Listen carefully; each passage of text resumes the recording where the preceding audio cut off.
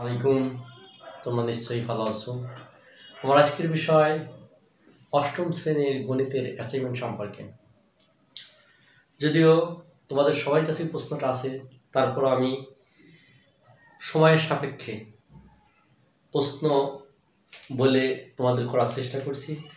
রফিকের পিতা ও রফিকের 5 বছরের পূর্বের বয়সের অনুপাত ছিল 10:4 এবং 5 বছর পরে রফিকের পিতা ও রফিকের বয়সের অনুপাত হবে 2:1। প্রদত্ত তথ্যের আলোকে দুটি সমীকরণ গঠন করো। আমি ধরে নেই সৃজনশীল 1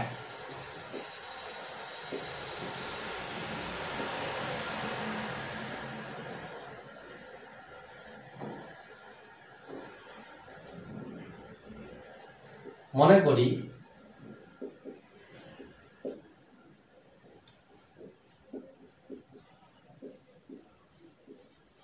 রফিকের পিতার বর্তমান বয়স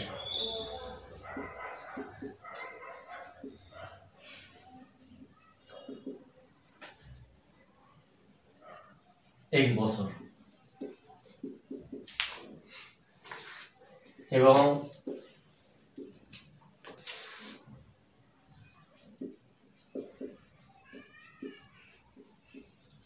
রফিকের বর্তমান বয়স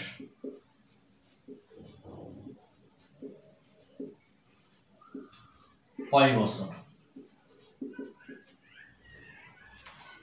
প্রথম শর্ত মতে, যেহেতু বর্তমান বয়স এত, মনে করো তোমার বয়স 10, 5 বছর পূর্বে কত ছিল? 5। তোমার বয়স যদি 20 হয়, 5 বছর পরে কত হবে? 5 বছর পূর্বে ছিল কত? 15। তাহলে যেহেতু বর্তমান বয়স এত হয়েছে, তাহলে পূর্বে 5 বছর পূর্বের বয়স হবে x - 5। প্রথম শর্ত মতে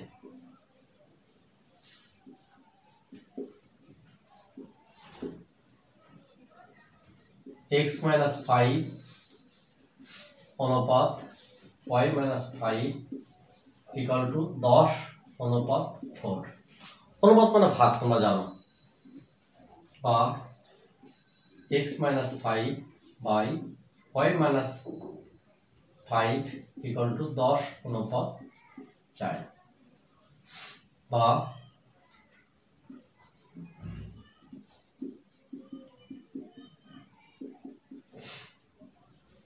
যদি আর গুণন করি তাহলে কত হবে? 2x 10 = 5y 5 × 25, বা 2x - 5y = এটা 10 যদি এই পাশে আনি তাহলে কত হবে? 15। এটা 1 নাম্বার সমীকরণ। দ্বিতীয় শর্ত মতে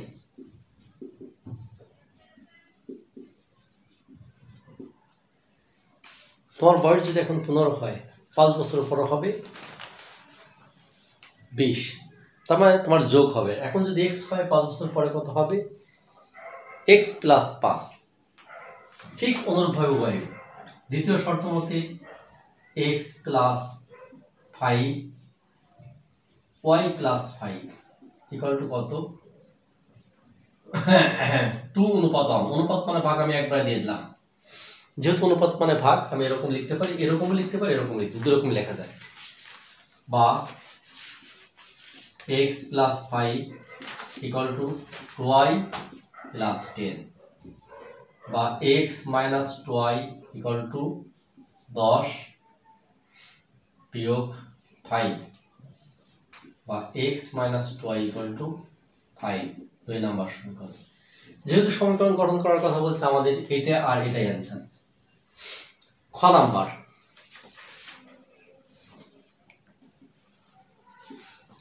ক থেকে প্রাপ্ত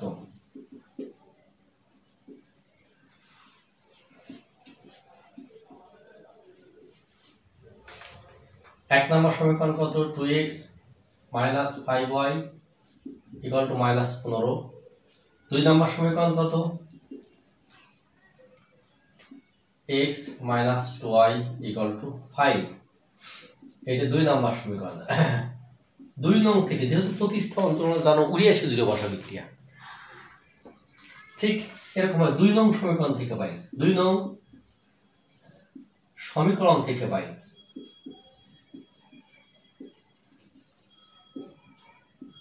x minus 2y equal to 5 বা x equal to 5 plus 2y, এর 3 নাম্বার সমীকরণ দিলাম। 1 নাম্বার সমীকরণে x এর মান বসিয়ে 1 নং সমীকরণে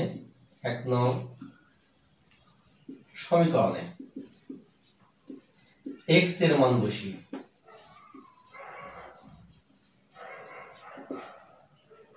তাহলে x এর জায়গায় আমি বসাবো কত, এই অংশটা আমি বসাবো, তাহলে 2 5 plus 2y minus 5y equal to minus 15 বা 5 দুগুণে 10 plus 2y minus 5y equal to minus 15 বা যদি আমি বাদ দিই তাহলে কত হবে 3y equal to minus 15 minus 10। এখানে 2 দুগুণে 4 হবে, 4 থেকে 5 বাদ দিলে আমি পাবো কত মাইনাস y বা y ইকুয়াল টু কত 25। y পক্ষ থেকে আমি মাইনাস বাদ দিলাম, y এর মান 3 নং সমীকরণে বসি,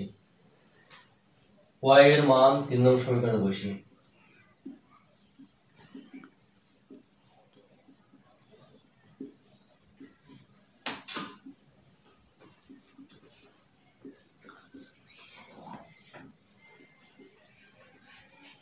তিন নং সমীকরণে যদি y এর মান বসাই তাহলে কত পাবো, x ইকুয়াল টু এখানে 5 যোগ 2 ইন্টু 25 ইকুয়াল টু কত 25 দুগুণে 50, 5 যোগ 50 ইকুয়াল টু 55। এখানে বাদ দিয়ে দেই এত বছর, তাহলে রফিকের বয়স কত 25 বছর আর রফিকের পিতার বয়স কত 55 বছর, এটাই অ্যান্সার। এর পরবর্তীতে 3 নাম্বার গ নাম্বার,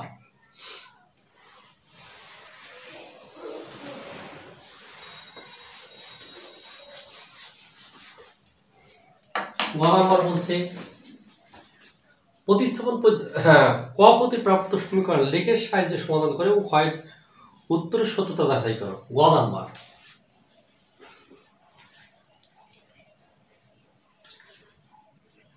ক হতে প্রাপ্ত সমীকরণ, ক থেকে প্রাপ্ত সমীকরণ,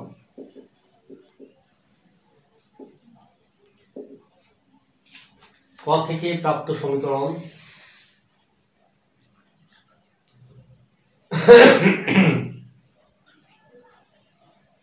5 প্লাস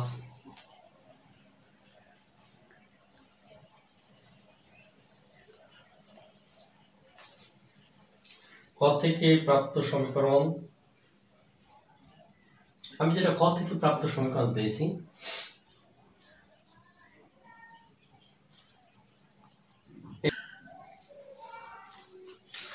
এক নং সমীকরণ থেকে পাই।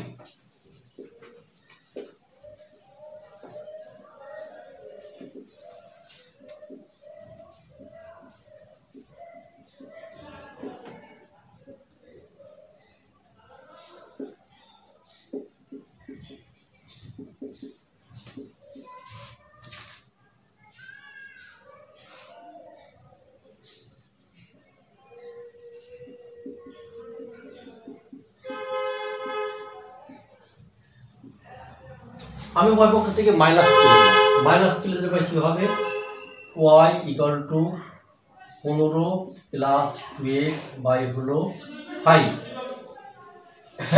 এখন আমি এখানে y এর মানটা কেন বের করলাম, প্রশ্ন y এর মানটা বের করার কারণ আছে যে তোমাদের যেহেতু এটা লেখ করতে হবে তার জন্য আমি y এর মানটা নিলাম, তুমি x এর মানটাও নিয়ে করতে পারো। এক্ষেত্রে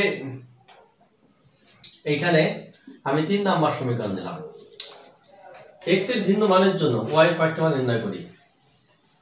x এর ভিন্ন মানের জন্য y এর কয়েকটি মান নির্ণয় করি।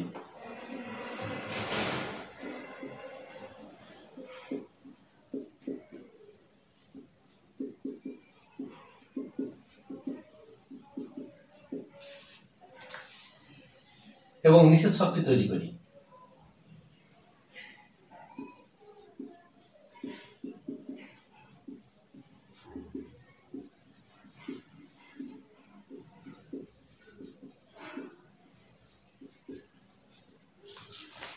আমি একটা ছক এখানে তৈরি করলাম।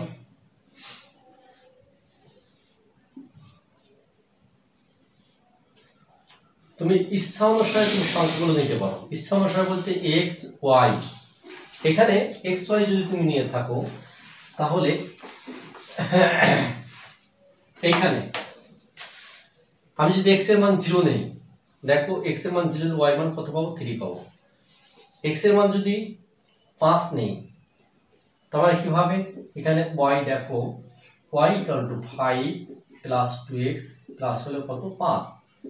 x এর মান 0 যদি বসাই তাহলে 15 কে 5 দ্বারা ভাগ দিলে 3 পাবো। x এর জায়গায় যদি আমি 5 বসাই, 5 × 2 = 10, এখানে 2 × 5, 2 × 5 10, বাইরে 15, অর্থাৎ 25 কে 5 দ্বারা ভাগ করলে কত হবে? আমি 5 পাবো। x এর জায়গা আমি যদি x এর স্থানে যদি আমি 10 বসাই, 10 বসালে কত পাবো? 10 বসালে পরে 5 7 7 10 × 20 আর 15 35, 5 7 35, 7 পাবো। এখানে আমি এটা নির্ণয় করতে পারি। এরপরে এটা ছক 1, 2 নং সমীকরণ থেকে পাই। 2 নং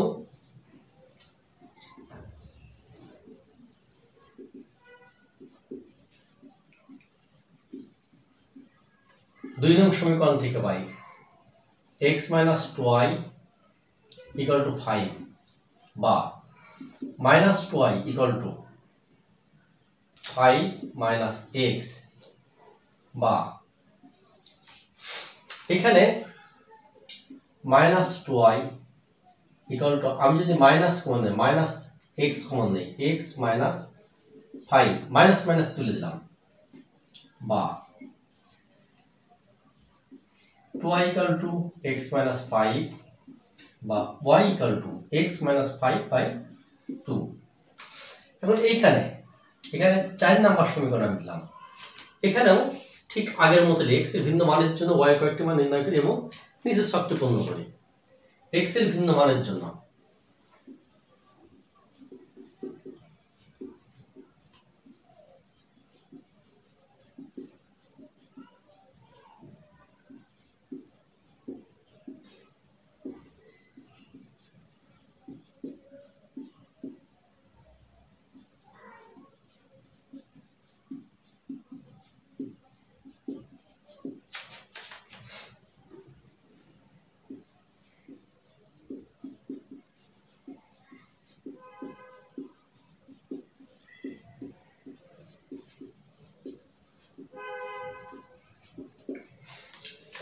ঠিক একই রকম তোমার 3টের বেশি নেওয়ার প্রয়োজন নাই। অনেকে হয়তো দেখা যায় যে 7-8টা নেয়, বা 3টের বেশি নেওয়ার প্রয়োজন নেই। ঠিক আছে, x আর y আমার ইচ্ছা অনুসারে আমি x এর মানটা বসাবো, অর্থাৎ x এর মানটা আমি কত বসাবো আমার ইচ্ছা অনুসারে। আমি যদি x এর মান 7 বসাই তাহলে x এর মান আমি প্লাস আনবো, তাই তাহলে 7 থেকে 5 বাদ দিলে পরে কত? 2, 2 কে ভাগ দিলে পরে 1 পাবো। x এর আমি কত মান বসালাম? x এর মান আমি 25, অর্থাৎ আমি যদি 25 বসাই এখানে পাবে 10। 25 যদি বসাই, 25 থেকে 5 বাদ দিলে পারে 20, 20 কে 2 দিয়ে ভাগ দিলে পারে এত পাবো। 31 যদি বসাই আমি কত পাবো? 13 পাবো, অর্থাৎ 13 × 2 = 26, এই মানটা আমি পাবো। ঠিক একই রকম আমি লিখব ছক 2।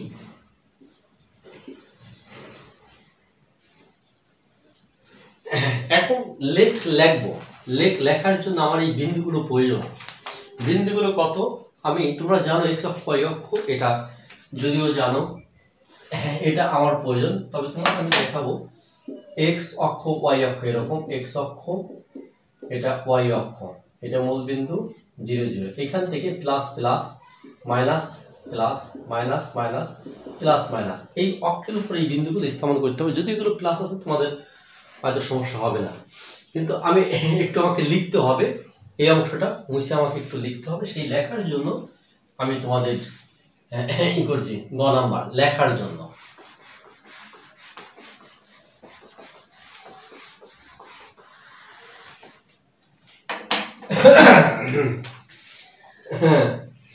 মনে করি এক্স ও এক্স অক্ষ, যেহেতু এখানে আমি লিখছি, এখানে এক্স অক্ষ আমি সরি মুছে ফেলছি, এটা এক্স 0 এক্স, এটা এক্স অক্ষ, ওয়াই 0 ওয়াই, এক্স ও এক্স, ওয়াই ও ওয়াই, এটা দুটো অক্ষ।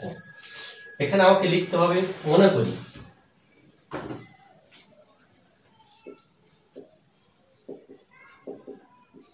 এক্স ও এক্স, বড় হাতের এক্স, ও ওয়াই ও ওয়াই যথাক্রমে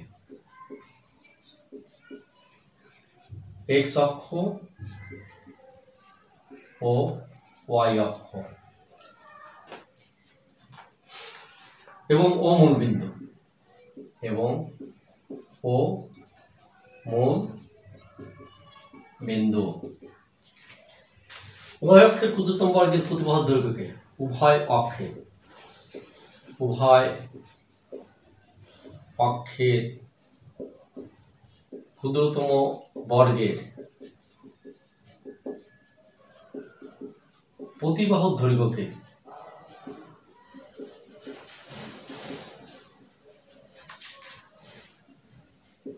এক একক ধরে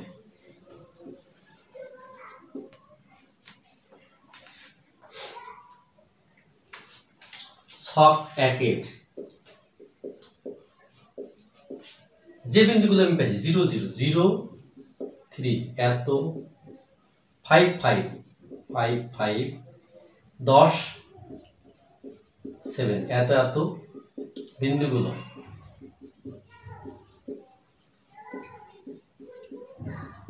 স্থাপন করি, বিন্দুগুলো স্থাপন করি, এই বিন্দুগুলো যোগ করে একটি সরলরেখা পাই। এই বিন্দুগুলো যোগ করে একটি সরলরেখা পাই, যোগ করে একটি সরলরেখা পাই।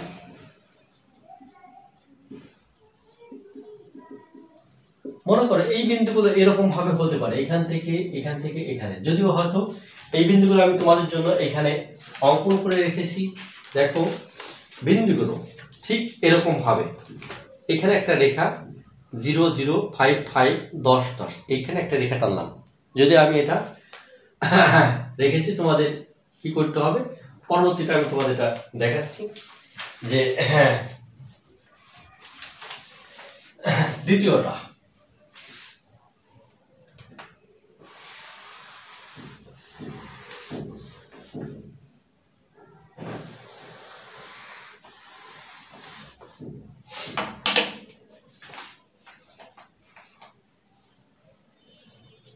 আবার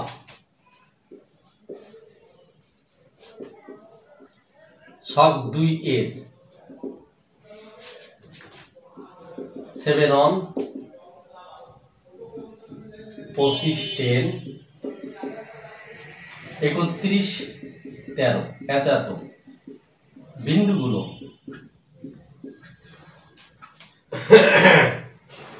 ছককে স্থাপন করি এবং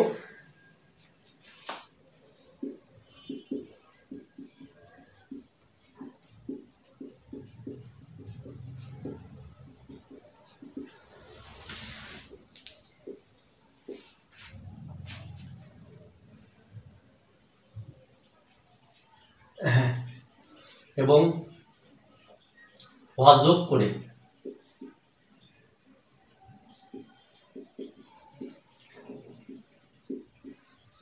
একটি সরলরেখা পাই।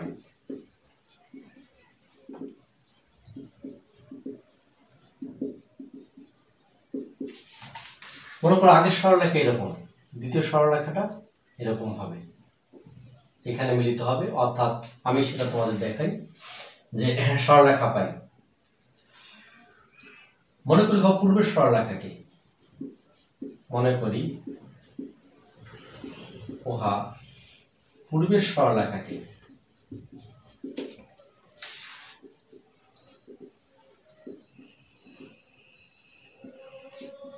এই বিন্দুতে ছেদ করে।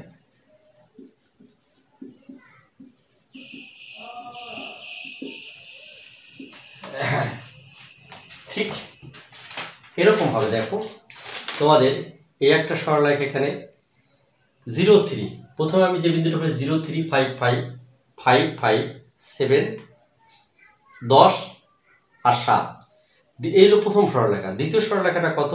7 1 25 10 25 10 আর 31 30, এখানে এই বিন্দু যোগ করে এখানে বলো পূর্ব সরলরেখাকে এই বিন্দু চেক করো। এখন লেখ থেকে দেখা যায় যে এইখানে এই বিন্দুর ভুজ হলো, এই যে এই বিন্দুর ভুজ হলো কত? এই বিন্দুর ভুজ পাবো আমি 55, এখান থেকে যদি হিসাব করি তাহলে আমি 55 পাবো, আর এখান থেকে এই পর্যন্ত পাবো হলো 25। তো লেখ থেকে দেখা যায় যে এই বিন্দুর ভুজ কত, মনে করি রেখাটিকে এই বিন্দু ছেদ করে, তাহলে তোমরা ঠিক এটা এরকম ভাবেই এই মাঝে এরকম ভাবে কেটে দেবা, এরকম ভাবে যেখানে ফাঁকা, তবে এই লেখার উপর তোমাদের দেওয়ার প্রয়োজন নেই। হ্যাঁ, এখানে এই বিন্দু লেখ থেকে দেখা যায় এই বিন্দুতে ছেদ করে, এই বিন্দু উভয় সরলরেখার সাধারণ বিন্দু, মানে এইটি এই বিন্দু উভয় সরলরেখার সাধারণ বিন্দু, এই বিন্দু উভয় সরলরেখার সাধারণ, উভয় সরল রেখা সাধারণ বিন্দু।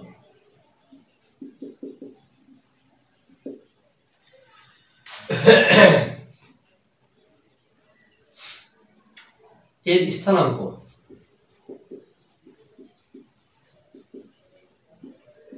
উভয় সরলরেখাকে সিদ্ধ করে, উভয় সরল রেখাকে সিদ্ধ করে।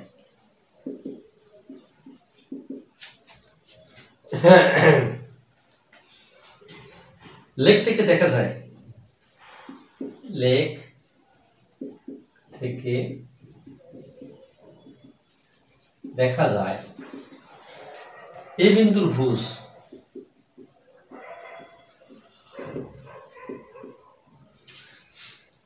55 এবং কোটি 25।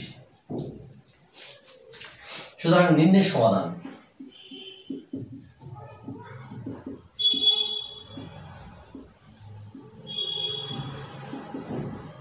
xy কত?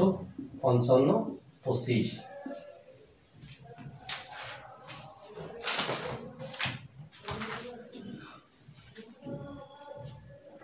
যা খ এর উত্তর এর সাথে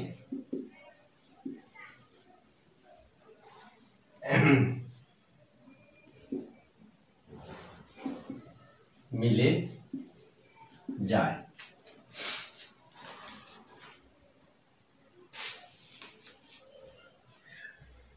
যেহেতু ক্ষয়ের উত্তরের সাথে মিলে যায়, অতএব এটা সত্যতা যাচাই করা হলো। এরপর সংক্ষিপ্ত প্রশ্ন ক, পিথাগোরাস উপপাদ্যটি বিবৃত করো। তোমরা জানো পিথাগোরাস উপপাদ্য অর্থাৎ পিথাগোরাসের যে উপপাদ্য, এটা পিথাগোরাসের উপপাদ্যটি বিবৃত করো। এখানে তোমার যে প্রথম প্রশ্ন আছে, পিথাগোরাসের উপপাদ্যটি বিবৃত করো। 1 নম্বর সংক্ষিপ্ত প্রশ্ন,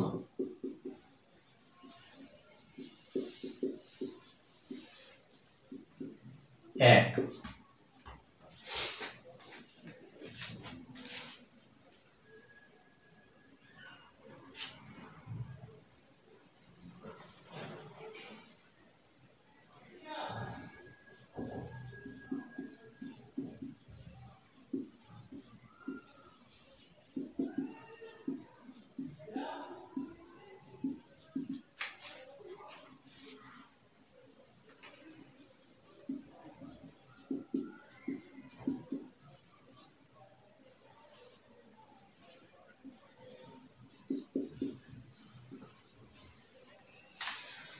একটি সমকোণী ত্রিভুজের উপর অঙ্কিত বর্গক্ষেত্র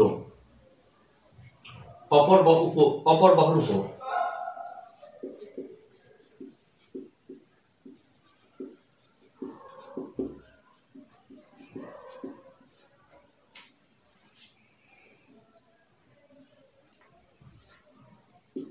অঙ্কিত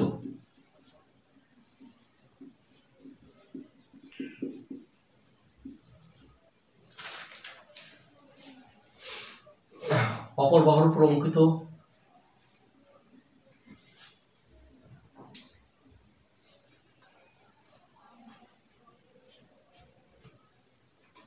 অপর বাহুদ্বয়, আমি একটু ভুল করছি, অপর বাহুদ্বয়ের উপর, অপর বাহুদ্বয়ের উপর, বাহুদ্বয়ের উপর অঙ্কিত বর্গক্ষেত্র, অঙ্কিত বর্গক্ষেত্রদ্বয়ের সমষ্টির সমান। একটি সমকোণী ত্রিভুজের উপর অঙ্কিত বর্গক্ষেত্র অপর বাহুদ্বয়ের উপর অঙ্কিত বর্গক্ষেত্রের সমষ্টির সমান।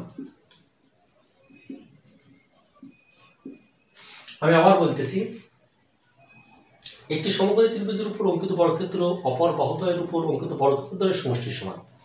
একটি সমকোণী ত্রিভুজের উপর অঙ্কিত বর্গক্ষেত্র অপর বাহুদ্বয়ের উপর অঙ্কিত বর্গক্ষেত্রের সমষ্টির সমান। 2 নম্বর প্রশ্ন। তার মানে এখানে দেখো সমকোণী ত্রিভুজ জিনিসটা কি তোমরা এটা জানো, এ বি সি, যেহেতু এটা সমকোণ তাহলে A B square equal to AC square plus BC square, এটা পিথাগোরাসের উপপাদ্য অনুসারে লেখা যায়। 2 নম্বর প্রশ্ন, ঘুড়ির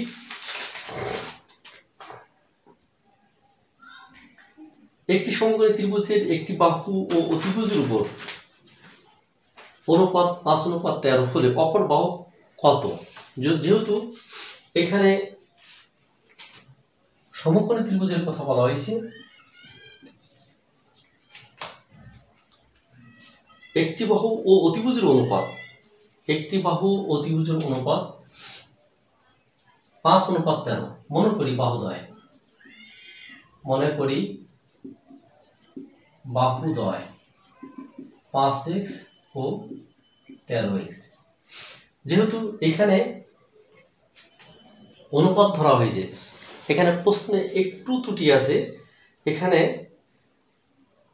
আনুপাতিক বাহুর দৈর্ঘ্য নির্ণয় করার কথা বলা দরকার ছিল, কিন্তু সেটা বলা হয়নি। মনে করি বাহুদ্বয় 5x ও 13x এবং অপর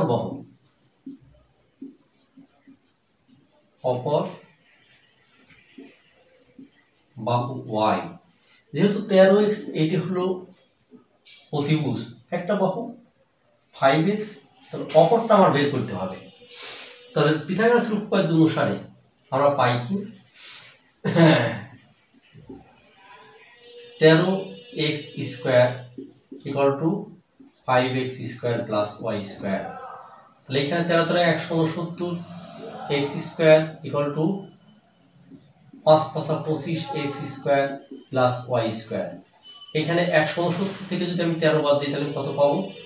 এখানে পাবো 144 x square equal two y square.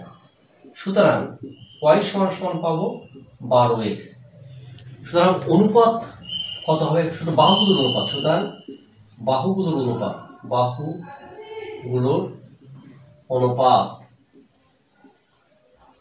বাহুগুলোর অনুপাত কত হবে? এখানে 5x,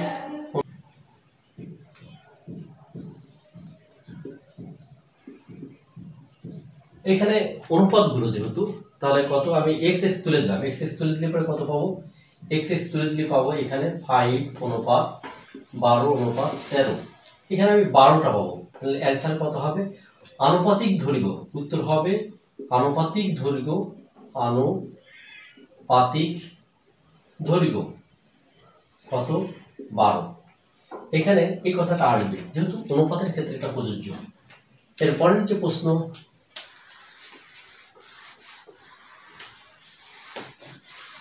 3 নম্বর প্রশ্ন। 3 নম্বর প্রশ্নে বলা হয়েছে যে কোন ত্রিভুজের 3টি বাহুর দৈর্ঘ্যের এমনভাবে অনুপাত ছিল যা দ্বারা একটি সমকোণী ত্রিভুজ সম্ভব। এখানে 3 নম্বর প্রশ্নের জন্য অনুপাত, সমকোণী ত্রিভুজের অনুপাত হবে, সমকোণী ত্রিভুজের অনুপাত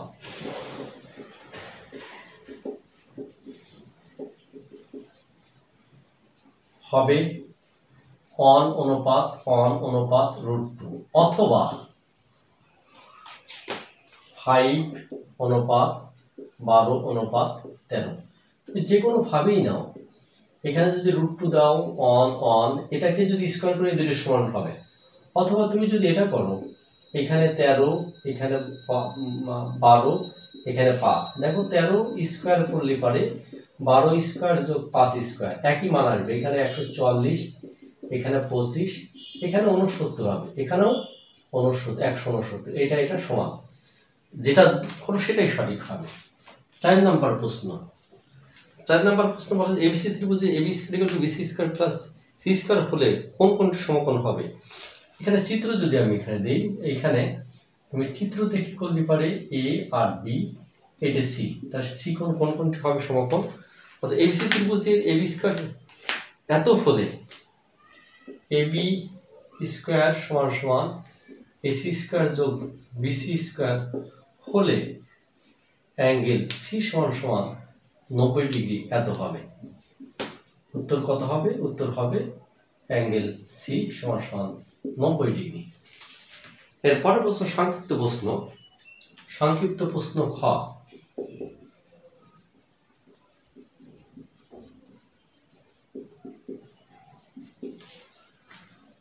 আয়ত এবং আয়তক্ষেত্রের মধ্যে পার্থক্য কোথায়? এখন তোমরা যারা আয়ত এবং আয়তক্ষেত্রের মধ্যে পার্থক্য তোমরা জানো, আয়ত জিনিসটা কি? যে সামান্তরিক একটি কোণ সমকোণ তাই আয়ত। যে সামান্তরিকের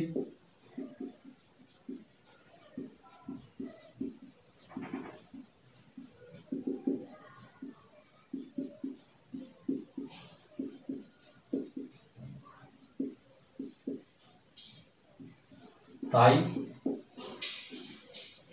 আয়ত। যে সামান্তরিকের একটি কোণ সমকোণ তাই আয়ত। আয়তের 4টি কোণ।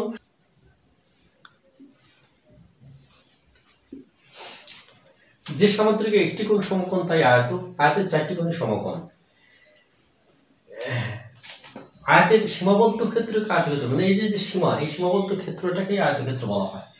আয়তের সীমাবদ্ধ ক্ষেত্রকে আয়তক্ষেত্র বলা হয়।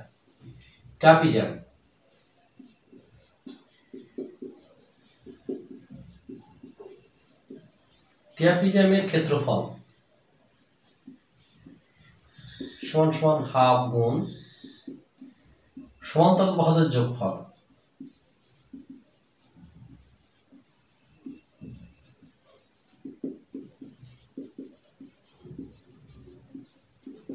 গুণ উচ্চতা। ট্রাপিজাম এখানে দেখো এটা উচ্চতা, তার মানে এটা যদি ট্রাপিজাম হয় এটা সমান্তরাল বাহু, আর এটা তির্যক বাহু, আর এটা উচ্চতা, তাহলে হাফ গুণ সমান্তরাল বাহুদের যোগফল গুণ উচ্চতা। এই সমান্তরাল বাহুদের যোগফল আর উচ্চতা গুণ, এর সাথে যদি হাফ গুণ করে তাহলেই হয় সমান্তরাল বাহুদের যোগফল। এটা আমরা ট্রাপিজামের ক্ষেত্রফল থেকে পাবো। 3 নাম্বার, ঘনক ও ঘনবস্তুর মধ্যে পার্থক্য কোথায়? ঘনক ও ঘনবস্তুর মধ্যে পার্থক্য কোথায়? বর্গাকার বস্তুকে ঘনক বলা হয়ে থাকে। ঘনক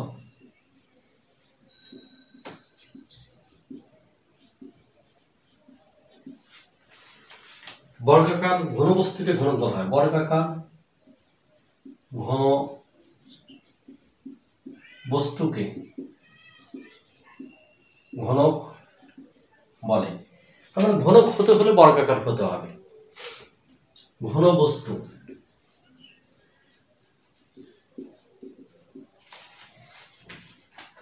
সমতল বা বক্রতল দ্বারা বেষ্টিত।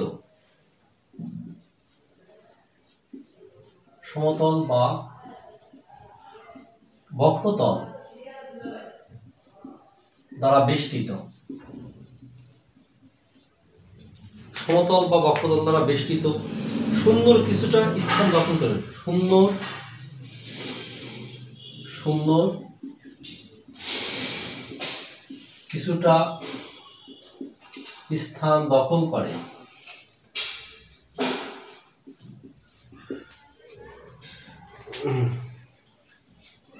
দখল করে থাকে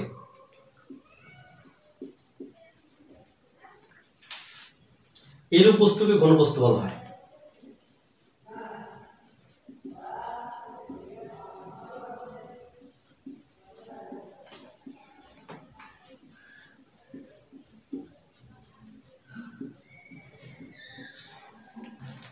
অর্থাৎ বর্গাকার যদি হয়, যেমন মনে করো এটা বর্গ,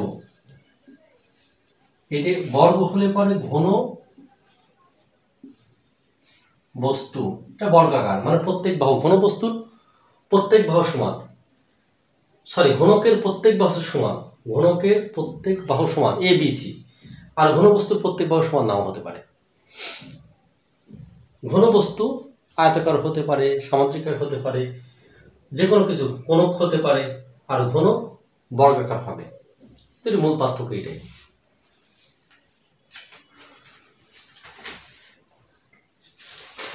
এরপর প্রশ্ন, একটি সমুদ্র কোনকের ব্যাসার্ধ এত সেন্টিমিটার, উচ্চতা 11.50 সেন্টিমিটার, বেলনের সমগ্র তলের ক্ষেত্রফল কত? যদিও প্রশ্নটা একটু আলাদা, এখানে বোঝা একটু কঠিন।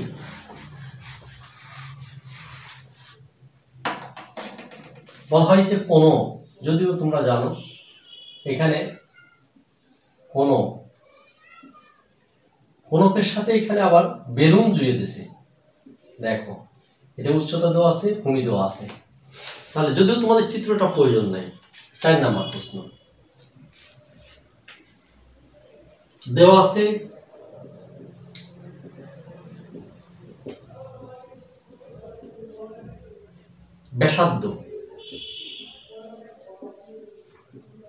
ব্যাসার্ধ আর সমান 3.75 সেন্টিমিটার ও উচ্চতা সমান 11.5 সেন্টিমিটার। সুতরাং সমগ্র তলের ক্ষেত্রফল, সমগ্র তলের ক্ষেত্রফল সমান 2 পাই আর প্লাস এইচ বর্গ একক সমান 2 গুণ 3.1416 গুণ 3.75 যোগ 11.50 বর্গ সেন্টিমিটার। এটা যদি গুণ করি, ক্যালকুলেটর যদি এটা গুণ করি, তাহলে এই ক্যালকুলেটরের মানটা আসবে কত? ক্যালকুলেটরের মানটা আসবে 359.32 359.32 বর্গ সেন্টিমিটার।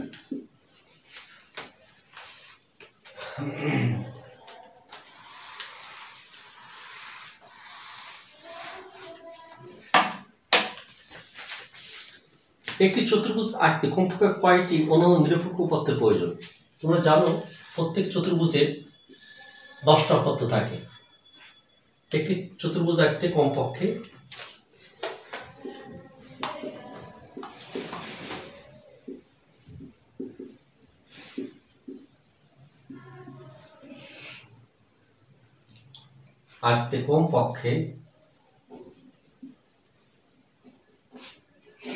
পাঁচটি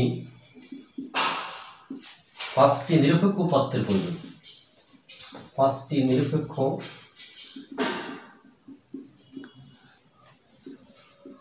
একটি চতুর্ভুজ আঁকতে কমপক্ষে 5টি নিরপেক্ষ উপাত্তের প্রয়োজন। 6 নাম্বার, যে কোনো সরলরেখায় একটি বৃত্তকে সর্বাধিক কয়টি বিন্দুতে ছেদ করতে পারে? যে কোনো সরলরেখা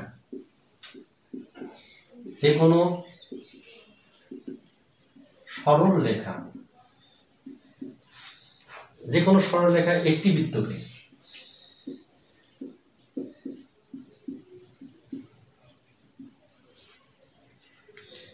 সর্বাধিক 2টি বিন্দুতে ছেদ করতে পারে। সর্বাধিক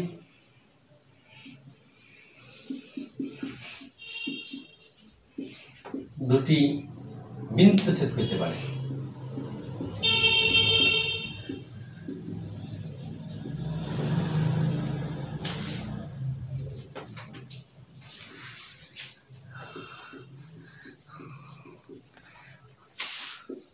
কিভাবে?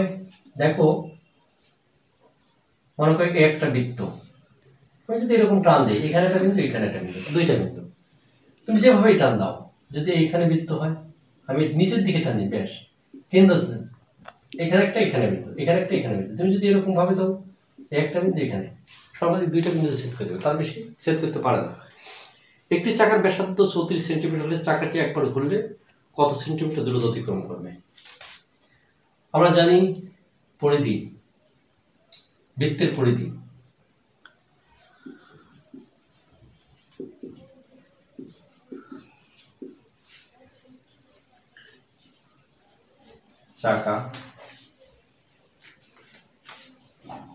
চাকার পরিধি বা বৃত্তের পরিধি, তুমি যেটি দিতে পারো, পরিধি সমান সমান 2 পাই আর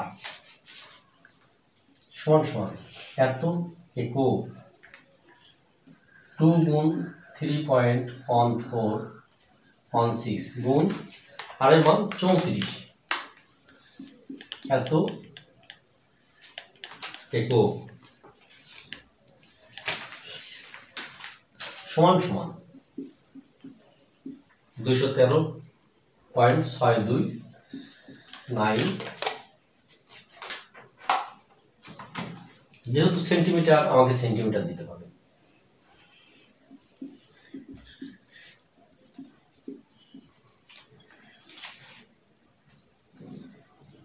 সুতরাং চাকার পরিধি, যেহেতু চাকা একবার খুললে ওর পরিধি সমান পথ অতিক্রম করে, সুতরাং কিভাবে এত দ্রুত অতিক্রম করবে? যেহেতু চাকা একবার ঘুরলে উহা পরিধি সমান দূরত্ব অতিক্রম করে,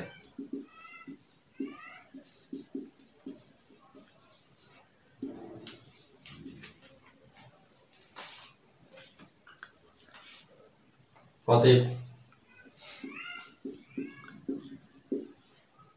চাকাটি দ্রুত অতিক্রম করবে।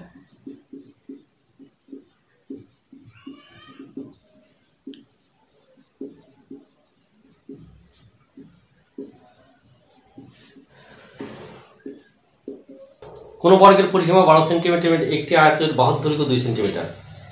চিত্রসহ ঘুড়ির সংজ্ঞা লিখো। অঙ্কনের বিবরণ সহ উদ্দীপকের আলোকে বর্গটি আঁকো। ক হতে অঙ্কিত বর্গের খণ্ডকে উদ্দীপকের আয়তের খণ্ড ধরে আয়তক্ষেত্রটি আঁকো। এখানে ক নাম্বার,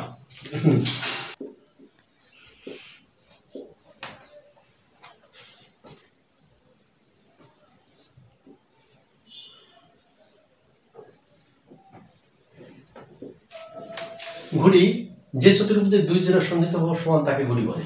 তাহলে এই বাহু আর এই বাহু সমান, এটা আর এটা সমান, এই জন্য এটা ঘুড়ি বলা হয়। খ নাম্বার, খ নাম্বারে বলা হয়েছে যে অঙ্কনের বিবরণ উদ্দীপকের আলোকে বর্গটি আঁকো।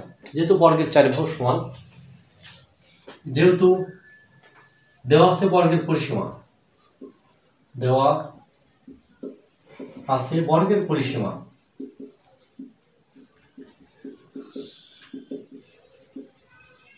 12 সেন্টিমিটার, সুতরাং বর্গের এক বাহু দৈর্ঘ্য।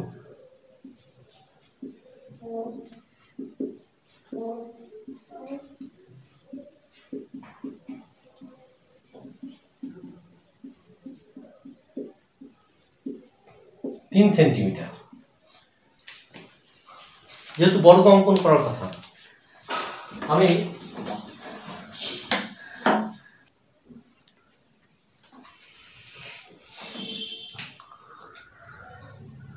আমি 3 সেন্টিমিটার একটা বাহু নিলাম। 3 সেন্টিমিটার বাহু, এর সাহায্যে আমাকে বর্গ অঙ্কন করতে হবে। যেহেতু বর্গ অঙ্কনের জন্য আমি আগে একটা লম্ব অঙ্কন করতে হবে। তোমরা একটা লম্ব পারো।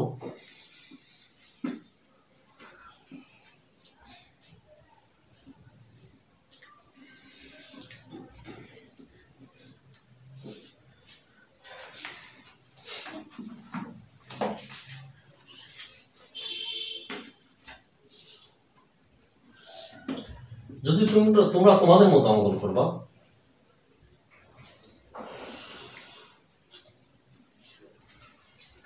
এখন ঠিক এটার মতোই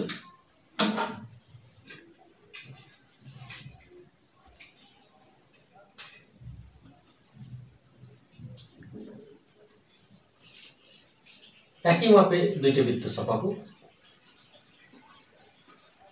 এবং যোগ করো।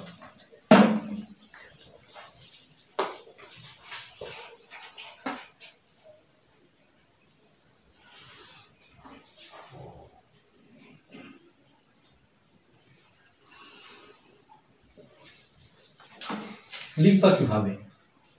মনে করি এপি একটা রেখা নেই, এ বি, আমি নাম দিয়ে দিলাম ডি, এখানে পি নাম দিই।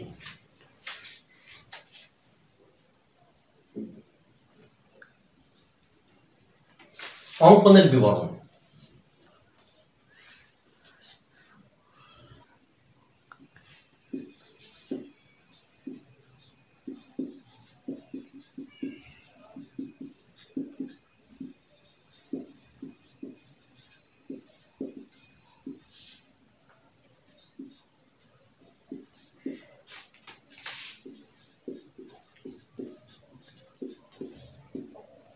উদ্দিষ্ট বর্গ।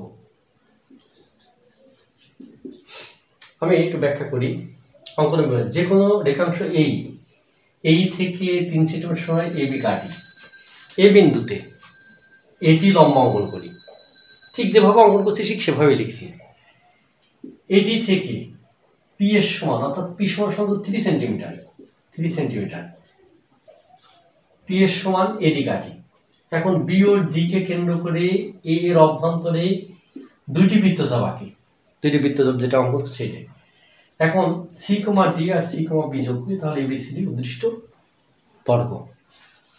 এটা আমার মনে হয় তোমরা বুঝতে পারছো যে এটা তোমরা স্বাভাবিকভাবে লিখতে পারবা। এরপরের প্রশ্ন বলা হয়েছে যে যেহেতু এখানে 3 সেন্টিমিটার, এরপরের প্রশ্ন গয়ের জন্য, যেহেতু এটা 3 সেন্টিমিটার বর্গ, যেহেতু এটা 3 সেন্টিমিটার, এটা 3 সেন্টিমিটার, এটা 3 সেন্টিমিটার, এই কর্ণটা কত হবে? এই কর্ণটা আমাকে বের করতে, আমি এই চিত্র দ্বারাই আমি বর্গটা অঙ্কন করব।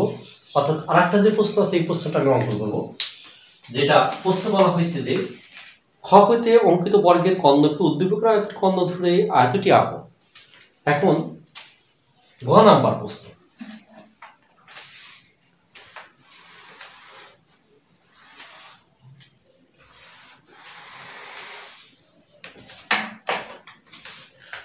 গ নাম্বার,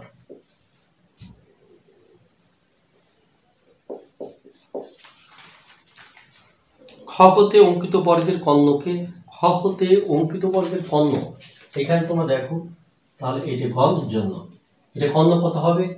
3√2। কি জন্য? খ হতে অঙ্কিত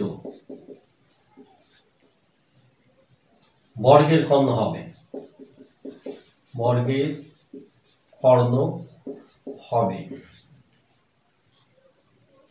√2।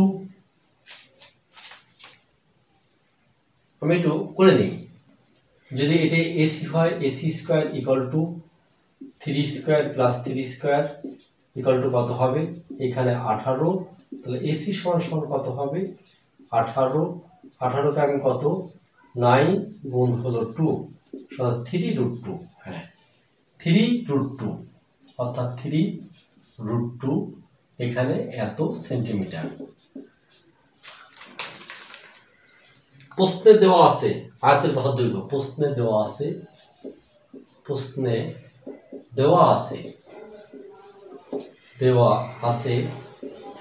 আয়তের বাহুর দৈর্ঘ্য 2 সেন্টিমিটার।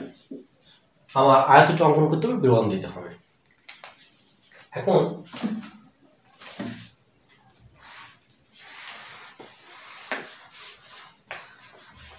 (3.2) এটার মানটা কত হবে?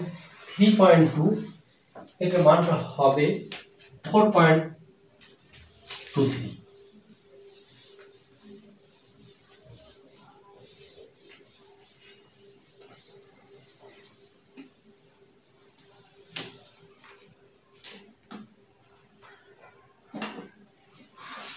আমার 2 যদিও আমি 2 সেন্টিমিটার নেব আর হলো 3.2 সেন্টিমিটার।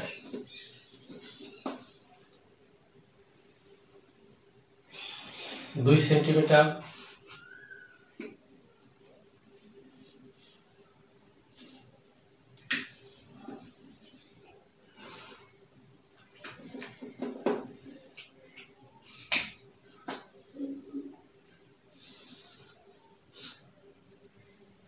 আর 3.2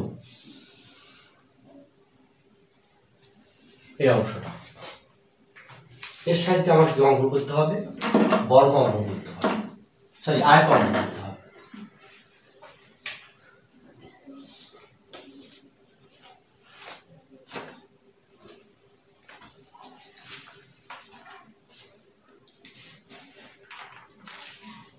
আমি প্রথমে যে কোনো একটা নিই,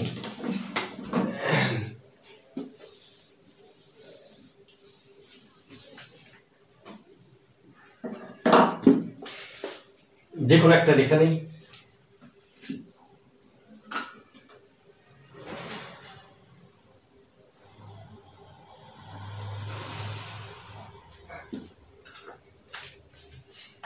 যে কোনো রেখা থেকে আমি লম্ব অঙ্কন করি, বাহুর দৈর্ঘ্যটা কেটে নিই।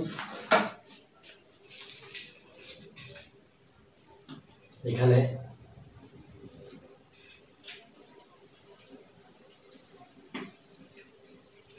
যদিও বাহুর দৈর্ঘ্য এই পর্যন্ত, আমি একটা লম্ব অঙ্কন করব।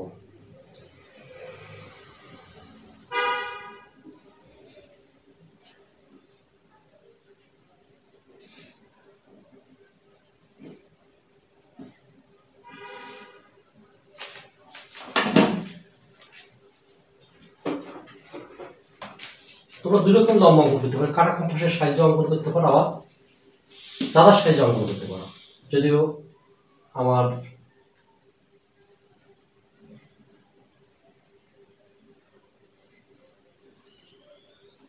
আমি লম্ব এটাই অঙ্কন করলাম।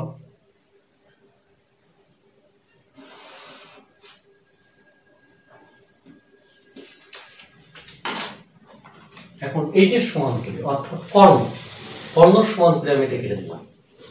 এই কর্ণ সমান করে এখান থেকে আমি এটা কেটে নিলাম, এই পর্যন্ত কেটে নিলাম।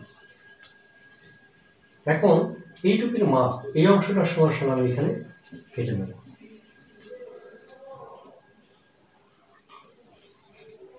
আর এইখান থেকে এই অংশটা সমান সমান এটা কেটে নেব।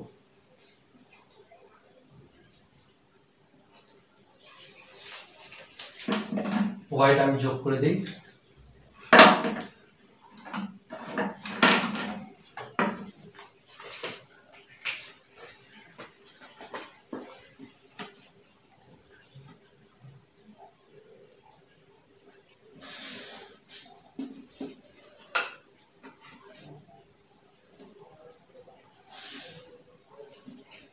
তাহলে এটাই তোমার কত, 2 পয়েন্ট, এইটা কর্ণ 3.2। ক হইতে অঙ্কিত বর্গের কর্ণ হবে এত সেন্টিমিটার। আর প্রশ্ন বলা হয়েছে যে খ হইতে অঙ্কিত বর্গের কর্ণকে উদ্দীপকের আয়তের কর্ণ ধরে, তার মানে আমার এখানে এটার মান হবে 3.2 আর এইটা বাহুর দৈর্ঘ্য হবে 2 সেন্টিমিটার। আমি নাম দিই, আগের মতো নাম দিয়ে দিই এ ই, এখানে বি সি, এখানে ডি। অঙ্কনের বিবরণ, ডি কমা সি ও বি কমা সি যোগ করি,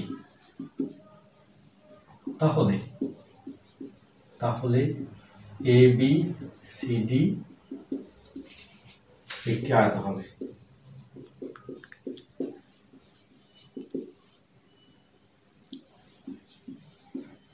আমি একটু বলছি, তোমাদের আগে একটু বলে নেই যে যদিও হয়তো তোমাদের সামান্য উপকার হয় আমার এই ভিডিওতে, তোমরা আমার চ্যানেলটা একটু সাবস্ক্রাইব করবে এবং বেল আইকনটি করবা। যদি তোমাদের সামান্যতম উপকার হয়, এতে তোমাদের কোনো ক্ষতি হবে না। আমি আশা করি তোমরা এটা প্রত্যেকেই করবো। যদি সামান্য উপকার হয় আমাকে লাইক বা শেয়ার দিয়ে প্রত্যেক বন্ধুকে জানিয়ে দেবে, আর সাবস্ক্রাইব অবশ্যই করবে। আমি তোমাদের কাছে এটা বলছি, আশাপ্রাপ্ত। যাই হোক, আমি আবার এটা বলি, তোমাদের শেষ করছি। যে কোনো রেখাংশ এই নেই, এই থেকে এটা 2 সেন্টিমিটার আর এটা 3.2 সেন্টিমিটার। তার মানে এই থেকে আমি 2 সেন্টিমিটার কাটলাম, এই বিন্দুতে এটি লম্ব অঙ্কন করলাম। এ থেকে এখানে বি বিন্দু থেকে এই কর্ণের সমান করে একটা বৃত্তচাপ আঁকলাম। বৃত্তচাপ এই ডি বিন্দু ছেদ করলো, ডি থেকে আর বি থেকে এইটুকু সমান করে একটা বৃত্তচাপ আঁকলাম, আর এইটুকু সমান করে এখানে একটা বৃত্তচাপ আঁকলাম। আঁকার পরে সেটা সি বিন্দু ছেদ করলো। এখন ডি কমা সি আর ডি কমা সি যোগ করলাম, তাহলে এটা একটা আয়ত হলো। যদিও হয়তো আমি সর্বাধিক হয়তো বোঝাইতে সক্ষম হয়নি, তারপর আমি মনে করি যতটুকু হয়তো তোমরা শিখছো, তোমাদের শেখার প্রয়োজন। তোমরা যদি সায়েন্স পেতে চাও বা ভালো কিছু হতে চাও, তোমাদের অবশ্যই এই জিনিসগুলো তোমাদের প্রয়োজন হবে। যাই হোক, আজকে এই পর্যন্তই। আল্লাহ হাফিজ।